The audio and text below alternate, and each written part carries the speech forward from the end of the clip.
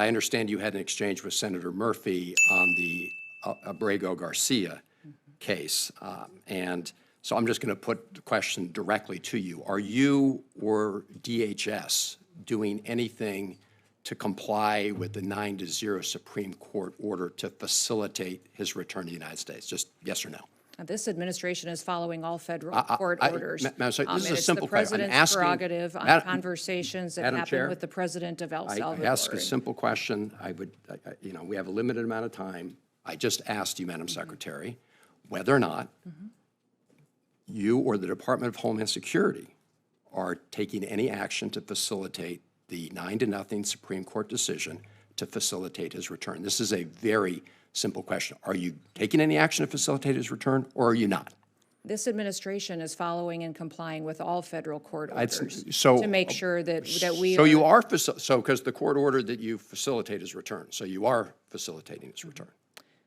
Sir, Senator, thank you for the question, but what I would tell you is that we are following court orders and that your advocacy for a known terrorist is alarming to me. Madam Secretary. It's alarming to me because he's a human smuggler. Madam Secretary, I'm going to have to reclaim and a terrorist, and he's not a U.S. citizen. He's a citizen of El Salvador, and he's home. If he were to come back Madam here, Secretary, we would take him immediately all right, back I'm going to have to, Madam Secretary, you should know a couple facts then, which is, number one, in 2019, the immigration court said that he should not be returned to El Salvador because it would put his life in danger. The Trump administration at the time did not appeal that decision. After that, he got a work permit and was working legally in the United States of America. This is also why the district court and the appellate court and the Supreme Court have ruled as they have. I suggest that rather than make these statements here, that you and the Trump administration make them in court under oath, because despite what you just said, the federal district court whose judge is hearing this case right now said, and I'm quoting, that the administration has provided no evidence linking Abrego-Garcia to MS-13 or any other terrorist activity. I'm not vouching for the man.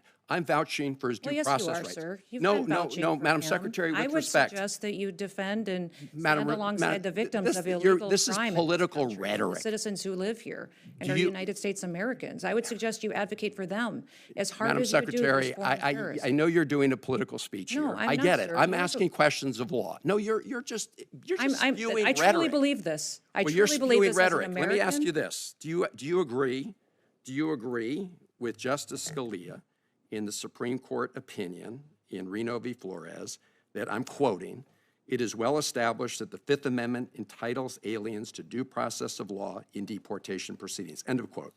Sir, we are utilizing every due process tool that this Congress has afforded us. The Congress decides what due process is appropriate for every situation. Expedited removal is a due process that you have afforded us that we are utilizing. The Alien Enemies Act I'm going to is another reclaim my tool that time, we're Madam utilizing. Secretary. So we are giving due Madam process Secretary. and using the tools Madam that Secretary, this Congress has given us. this is really, I'm asking sort of simple questions of law and simple questions like, are you complying with the 9-0 Supreme Court decision? And you seem to think that's some kind of trick question.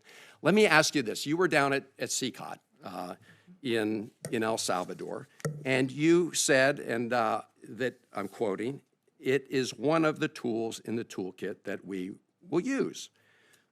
And it's well known that the Trump administration is paying the government of El Salvador to keep these individuals, including those who the U.S. courts have determined were illegally taken out of the country in violation of their due process rights.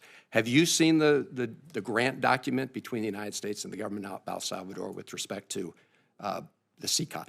It's important that everybody knows the consequences of what happens for their actions in this country. When you break the law and you're a member of a foreign terrorist organization, I asked you a question. Have you seen the document? This is not hard. Yes, I have. Okay. And what are the provisions of the document? So do you know what entities in El Salvador are receiving the funds? Sir, I'm sure you can see this document as well and have looked at it for evaluation. I'm glad you raised that, Madam Secretary, because I sent you a letter along with many of my colleagues here on April 8th asking for, among other things, that document. Will you respond to the letter that we sent? I will respond to your letter. Thank you. Can I get some sense of when We will take a look at it. I don't remember seeing your letter yet, but I will certainly Well, take a it's look been at there it. over a month. The senator's time has expired. No, Madam Chair. Senator Kennedy? Madam Chair. Madam The Secretary. Secretary, I have some additional questions No, related sir, to that's up Fire to you Academy. to manage that time. Senator Kennedy? Madam I Secretary. need a little help from a chair that respects the members of the Madam committee. I'm sorry, Madam Secretary. Chair. Mr. Secretary, you and I served together in Congress for 15 years. We didn't always agree, but I believe we shared some common values: a belief in defending democracy and human rights abroad, and honoring the Constitution at home. That's why I voted to confirm you. I believed you would stand up for those principles. You haven't. You've done the opposite. And you used to speak with conviction about the importance of foreign aid as a tool to advance American values and interests. Then you stood by while Elon Musk took a chainsaw to USAID and other assistance programs. That has left a staggering toll: broken trust with countries, openings for China and other adversaries, and countless preventable deaths of children and others. Take Sudan, for example. The freezing of U.S. humanitarian assistance forced the closure of nearly 80% of the emergency food kitchens there. 2 million famine-affected people were left without access to food. People died because of those actions: mothers, fathers, and children. Tons of emergency food that could have saved their lives was left rotting in warehouses because you and Elon Musk refused to let USAID do its job. Sudan is a country where, by the administration's own determination, a genocide is unfolding in Darfur. But here's where it goes from cruel to despicable. While cutting off food aid to Sudanese families living through an actual genocide, you're fast-tracking white South Africans for refugee status under a manufactured claim that they are the victims of genocide.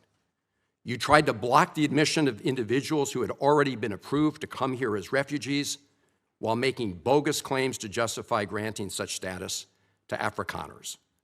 You've made a mockery of our country's refugee process, turning it into a system of global apartheid where political ideology and race, more than truth or need, matter. And while you've turned away from a genocide in Sudan and invented one in South Africa, you teamed up with President Trump to throw the Ukrainian people under the bus and have been played like a fiddle by Vladimir Putin. Of course, Donald Trump not only said he would end the war in Ukraine on day one, he also said he would end the war in Gaza on day one. And yet last week, you were all running around to Gulf states, giving away very sensitive American AI and chips technology, but doing nothing to end the war in Gaza and get the remaining hostages returned. You know that for 78 days, the Netanyahu government did not allow a scrap of food to enter Gaza to reach over 2 million civilians. 57 children have died from malnutrition so far, and more than 14,000 children are in imminent danger of dying of starvation. As Cindy McCain said last week, and I quote, "Families in Gaza are starving while the food they need is sitting at the border." That is a gross violation of both U.S. and international law. What did you do? Nothing. Not once did you publicly call upon the Netanyahu government to end the blockade. Fortunately, other countries spoke out, and now we see a tiny trickle going in. Where have you focused your energy instead, Mr. Secretary? Well, your first trip as Secretary of State was to El Salvador, not to promote democracy, but to cozy up to President Bukele, who calls himself the world's coolest dictator. The result was a cash for collusion deal to deprive people living in America of their constitutional rights to due process. The Supreme Court, in a 9-0 decision, instructed you to facilitate the return to the United States of Abrego Garcia, who the administration admitted was wrongfully deported to El Salvador. Your response? You've openly flouted judicial orders. When asked whether you have been in touch with El Salvador to return Abrego Garcia, you boasted, quote, "I would never tell you that. And you know who else I would never tell? A judge." Clearly, you don't care about the Fifth Amendment right to due process, and you don't care about the First Amendment either, since you've been very busy snatching students off of college campuses for exercising their right to free speech. You dredged up a relic from the McCarthy era to claim that student protesters posed a threat to the foreign policy of the United States. Give me a break, Mr. Secretary. You know as well as I do this isn't about national security, it's about punishing free speech. And you know that in America, the government doesn't get to use its power to punish speech it doesn't like. Yet in March, you boasted about revoking student visas, saying, and I'm quoting, "We do it every day. Every time I find one of these lunatics, I take away their visa," unquote. Let's look at one of those lunatics, Mr. Secretary, Ms. Ozturk.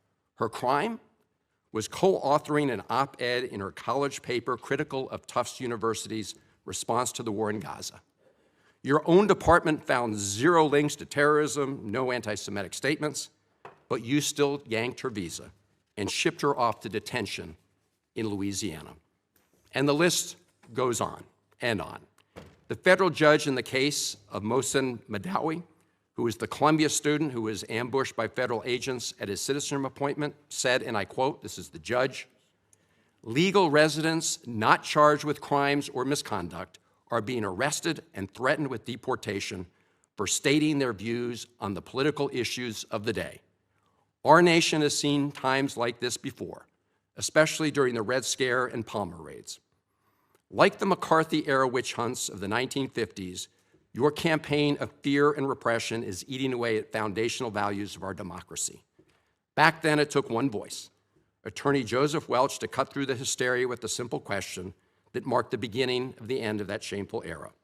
He asked Senator McCarthy, "Have you no sense of decency?" And I would ask you the same, Secretary Rubio. But you have shown through your words and your actions what the answer is. And I have to tell you directly and personally that I regret voting for you for Secretary of State. I yield back. May I respond? You may sit. Well, first of all, your regret for voting for me confirms I'm doing a good job, based on what I know. Well, that's about just your a record and flippant what you statement, stand Mr. for. Secretary. Can I respond, Mr. Chairman? You may. I didn't ask Senator, questions. please let the Secretary have I'd be the floor. happy to, but then I can respond to his Your time's up, Senator, and willfully used, I might add. Well- Your remarks do not represent the view of this committee. Well, Mr. Chairman- Secretary, please. Well, I'd like to. I can't respond to everything he said because much of these are untrue, but I'll go through a few. First of all, I'm actually very proud of the work we've done with USAID. For example, I don't regret cutting $10 million for male circumcisions in Mozambique. I don't know how that makes us stronger and more prosperous as a nation. I raised don't regret Sudan, Mr. psychosocial support services. I raised for USAID. Sudan, Mr. Secretary, Can I not respond, Mr. Mozambique. Chairman, or do I? Senator, I'd ask you to suspend. You had 7 straight minutes of I chose to railing on- use my time that way, Mr. Chairman. That's my right to Please use my suspend, time that way. Secretary Rubio. Well, I can go on. I mean, there's other things here. We spent $227,000 for Big Cat's YouTube channel from USAID. We spent $14 million for social cohesion in Mali, whatever the hell that means. So I can go on and on. I got the list here, and there's more. I didn't even bring the whole list. In the case of El Salvador, absolutely. Absolutely. We deported gang members, including the one you had a margarita with. And that guy is a human trafficker, and that guy is a gangbanger, and the evidence is going to be clear. In the days to come, Mr. you're Chairman, going to see who you went to look, defend. Senator, I'm sorry, please, Mr. Chairman. Secretary No. Rubio has the floor. Mr. Chairman, he can't make unsubstantiated Senator, comments like that. Secretary Rubio has the floor. You had Secretary your time. Rubio should take that testimony to the federal court in the Senator- United States because Well, he hasn't done it under oath. Here's another point, okay?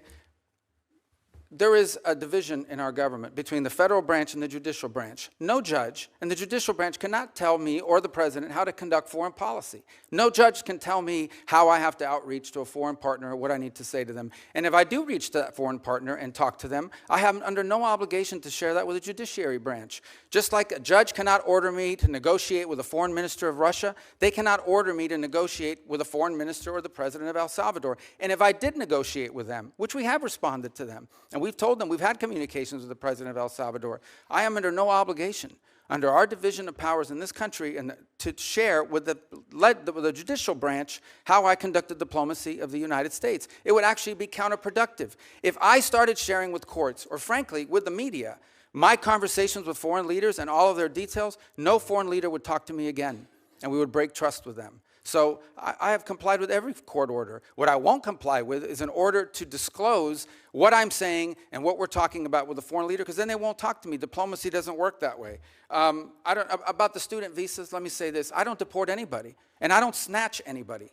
The State Department does not have officers in the street snatching everybody. What I do is revoke visas, and it's very simple. A visa is not a right. It is a privilege. People apply for student visas to come into the United States and study. And if you tell me that you're coming to the United States to lead campus crusades, to take over libraries and try to burn down buildings and acts of violence, we're not going to give you a visa. Is that what Ms. Ozturk did? We're not going to give you a visa. Is that what she did? Come on, Mr. Secretary. And every single one of these blowing cases, the smoke factors here are now. different. Senator, The bottom line is, if you're Senator, coming here to stir up trouble on our campuses, we will deny you a visa. And if you Does have the a First visa Amendment and we find apply you, to we'll people revoke living in it. the United States? And we're going to do more. There are more coming. We're going to continue to revoke the visas of people who are here as guests and are disrupting our higher education facilities. People are paying money. These kids pay money to go to school, and they have to walk through a Writing an bunch of op-ed lunatics to the who are tough here on student newspapers visas. disrupting the Simple foreign as policy of the that. United I want to States. do more. I hope we can That's find more of these people. pathetic, Mr. In fact, the other Secretary. day, some guys led a riot. I forgot what university it was, and I asked, please, can you find the arrest records of all the people that were arrested at that riot at that campus? Because if any of them have a visa, we're going to revoke it. I feel so much safer All right, when you lock let's, up people like Ms. Ozturk, Mr. Secretary. We've had enough time on the subject. Thank you very much. And we're going to move to Senator Lee. I just met with the Vice President of El Salvador. I'm grateful for the meeting. The President is out of the country at this time. So I appreciated the chance to talk to the Vice President about the case of Kilmar Abrego Garcia. I asked the Vice President if Abrego Garcia has not committed a crime, and the U.S. courts have found that he was illegally taken from the United States, and the government of El Salvador has no evidence that he was part of MS-13. Why is El Salvador continuing to hold him in CCOT? Entonces, si no hay pruebas contra el señor Abrego García de que entró ilegalmente a los Estados Unidos o que él sea miembro de la MS-13, porque en las cortes de los Estados Unidos no hay evidencia, entonces, ¿por qué es que no lo liberan? And his answer was that the Trump administration is paying El Salvador, the government of El Salvador, to keep him at CCOT. Y su respuesta fue que el gobierno de El Salvador le está pagando. El gobierno de El Salvador está recibiendo un pago por mantener al señor Abrego García en El Salvador. And I pointed out that neither the government of El Salvador nor the Trump administration has presented evidence to support the claim that he's committed any kind of criminal acts. Entonces yo le dije que ni el gobierno de los Estados Unidos ni El Salvador ha presentado ninguna prueba de que el señor Abrego García ha cometido algún hecho ilegal. And so why not release Abrego Garcia today? Y entonces, ¿por qué no liberar al señor Abrego García hoy mismo? And he said what President Bukele said the other day Lo mismo que dijo el presidente Bukele y escribí at the White House, en la Casa Blanca, which that El Salvador can't smuggle Mr. Abrego Garcia into the United States. que El Salvador no puede contrabandear al señor Abrego García de nuevo hacia los Estados Unidos. And I said, I'm not asking him to smuggle Mr. Abrego Garcia into the United States. I'm simply asking him to open the door of CCOT and let this innocent man walk out.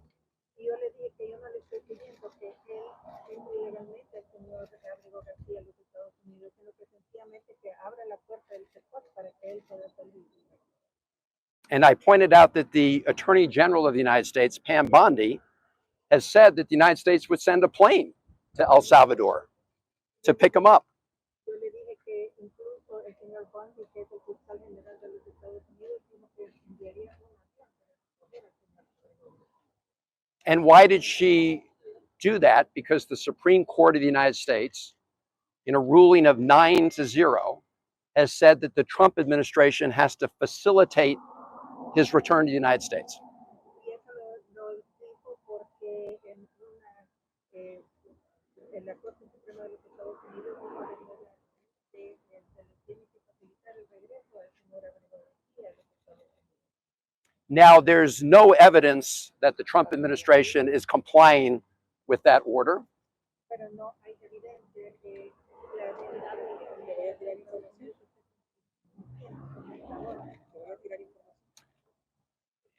There's no evidence that they're complying with that order. In fact, the United States Embassy here has told me they've received no direction from the Trump administration to help facilitate his release.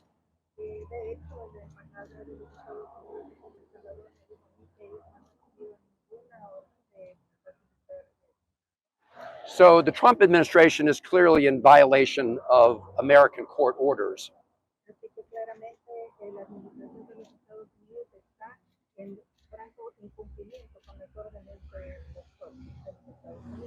But that still leaves the question, why is the government of El Salvador continuing to imprison a man where they have no evidence he's committed any crime and they've not been provided any evidence from the United States that he's committed a crime?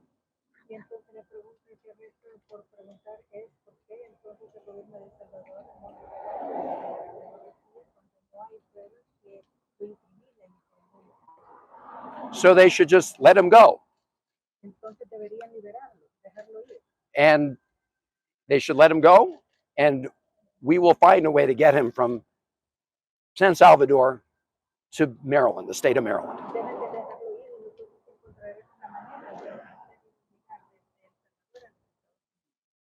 Because I promised his wife Jennifer, and his mother and his brother and their family, because he has 3 children. Some of them have severe disabilities. I promised them that I would do everything I could to get him out of CCOT.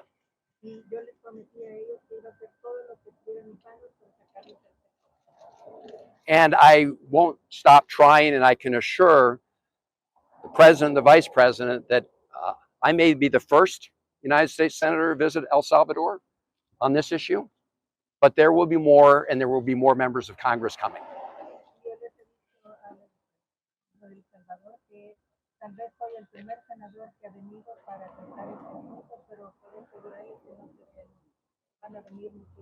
This is an unsustainable and unjust moment, so it cannot continue this way.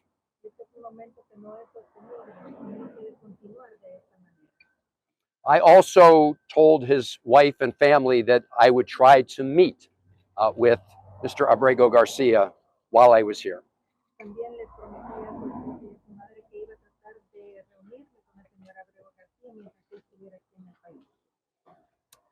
So I asked the vice president if I could meet with Mr. Abrego Garcia.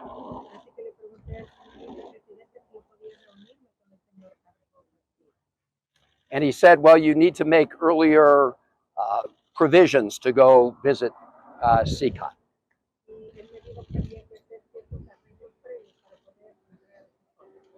I said, I'm not interested at this moment in taking a tour of CCOT. I just want to meet with Mr. Abrego Garcia.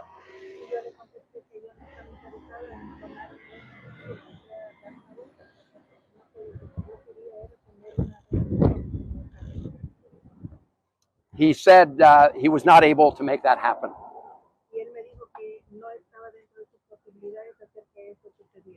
I asked, he said he needed a little more time. I asked him if I came back next week, whether I'd be able to see Mr. Abrego Garcia.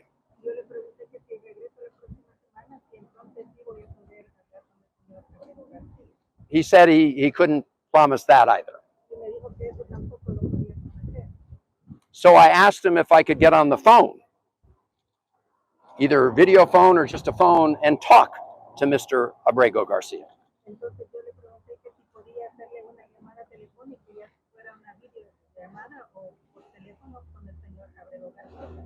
So I could just ask him how he's doing, so I could report back to his family.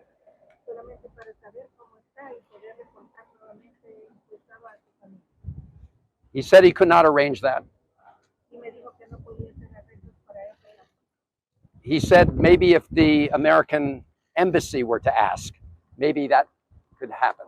Me dijo que si tal vez la embajada americana lo pidiera, tal vez entonces podría suceder.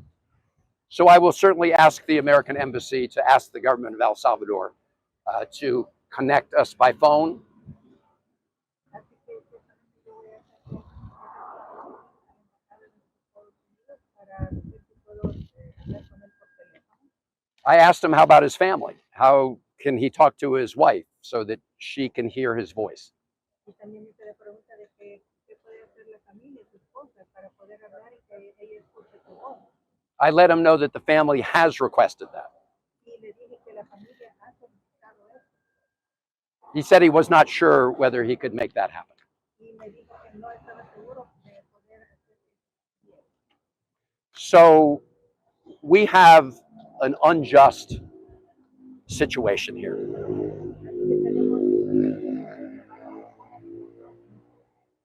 The Trump administration is lying about Abrego Garcia.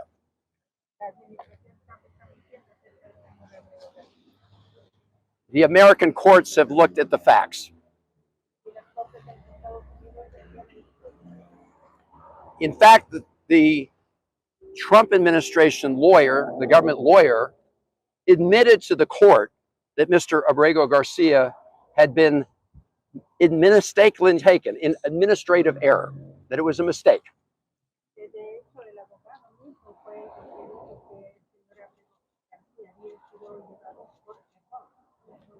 But instead of fixing the problem and addressing that injustice, do you know what the Trump administration did?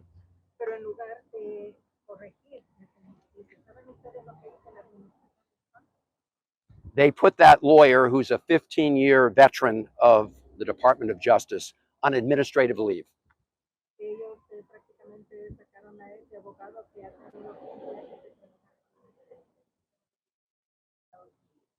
And berated that lawyer who told the truth to the judge. President Trump campaigned on the promise to secure our homeland and deport violent alien criminals from our communities. That is why the American people overwhelmingly reelected him back to this office, and it's why the American people defeated the Democrat Party in devastating fashion. Today, we have officially learned Democrat officials still refuse to accept the will of the American people. Maryland Democrat Senator Chris Van Hollen rushed to Dulles Airport this morning to fly to El Salvador, potentially using taxpayer dollars, to demand the release of deported, illegal, alien MS-13 terrorists. The Democrats and the media in this room have continually and wrongly labeled Kilmar Abrego Garcia as a Maryland father. There is no Maryland father. Let me reiterate. Kilmar Abrego Garcia is an illegal alien, MS-13 gang member and foreign terrorist who was deported back to his home country. And when Kilmar Abrego Garcia was originally arrested, he was wearing a sweatshirt with rolls of money covering the ears, mouth, and eyes of presidents on various currency denominations. This is a known MS-13 gang symbol of hear no evil, speak no evil, see no evil. Abrego Garcia was also arrested with two other well-known members of the vicious MS-13 gang. And two separate judges found that Abrego Garcia was a member of MS-13, and that finding has never been disputed. And just this morning, it was revealed through Maryland court documents that Abrego Garcia's wife petitioned for an order of protection against him for 2 instances of domestic violence in May of 2021. And here is the order right here. The court ordered that the respondent committed the following acts of abuse. Once in May of 2021, assault in any degree. And on May 4th of 2021, he punched and scratched his wife, ripped off her shirt, and grabbed and bruised her. This is from a court in Maryland. So not only are Democrats rushing to defend an illegal criminal foreign terrorist gang member, but also an apparent woman beater. To set all of that aside, the basic fact that he was illegally inside our country and had a lawful deportation order made him subject to removal back to his home country of El Salvador. And if he ever ends up back in the United States, he would immediately be deported again. Nothing will change the fact that Abrego Garcia will never be a Maryland father. He will never live in the United States of America again. And the United States Supreme Court ruled unanimously that the President of the United States and the Secretary of State could not be compelled to forcibly retrieve this citizen of El Salvador who is currently locked up in a maximum security prison in his home country due to his MS-13 membership. To remind the media and the Democrat Party, MS-13 are among the most vicious and dangerous individuals in this world. They pose a direct threat to the United States, El Salvador, and any other country who maintains basic law and order. MS-13 rapes innocent girls and women, runs sex trafficking operations, murders for sport, and terrorizes law-abiding people. That's why El Salvador President Bukele made it clear this week that he will not be releasing this MS-13 gang member from his prison. But that is not enough. All of that is not enough to stop the Democrat Party from their lies. The number one issue they are focused on right now is bringing back this illegal alien terrorist to America. But where are the Democrats applauding the fact that southern border crossings just hit a historic low? Where are the Democrats supporting our brave men and women of law enforcement who are putting their lives on the line every single day to arrest the violent illegal alien invaders that the previous administration allowed into our country? And where are the Democrats when innocent Americans are victimized by illegal criminals that Joe Biden let in? It's appalling and sad that Senator Van Hollen and the Democrats applauding his trip to El Salvador today are incapable of having any shred of common sense or empathy for their own constituents and our citizens. Nobody knows this more than the woman standing to my right, Patty Morin, whose beautiful daughter Rachel was brutally maimed and murdered at the hands of an illegal alien in August of 2023. Patty no longer has her daughter because of the failed Democrat Party's open border, and these are policies that President Trump is bringing an end to.